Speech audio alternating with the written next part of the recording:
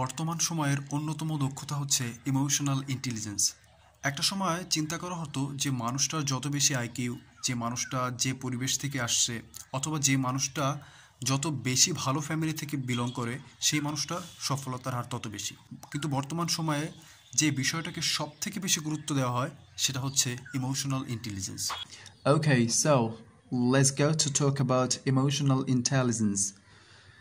Emotional intelligence is most often defined as the ability to perceive, use, understand, manage, and handle emotion, and the ability to identify and manage one's own emotion as well as other person's emotion.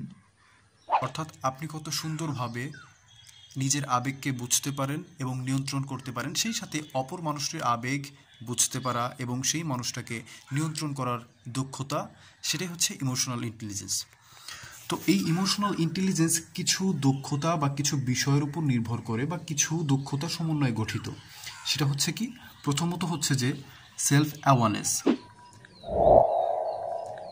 The ability to recognize your own emotion, strength, and limitation. অর্থাৎ আত্মসচেতনতার মানে হচ্ছে আপনার আবেগকে বুঝতে পারা, আপনার উদ্দেশ্য, ইচ্ছে, আপনি একটা কাজ কেন করছেন বা আপনার ব্রেইনে কি চলছে সেই বিষয়টি বুঝতে পারা। এবং অন্য একটি বিষয় হচ্ছে self regulation.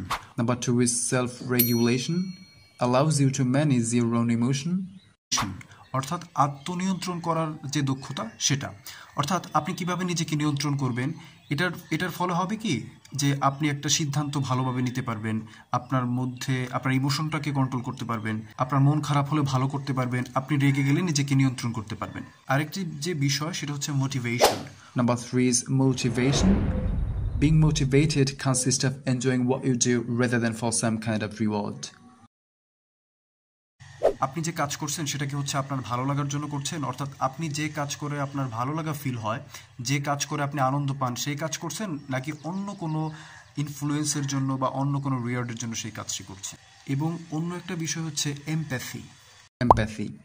Able to understand and identify others' emotion.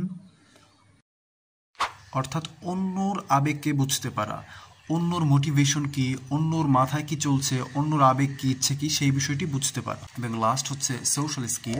And the last is social skill. Effective at managing relationship that benefit everyone involved. This is the ability to manage relationship, build network, and connect with the people.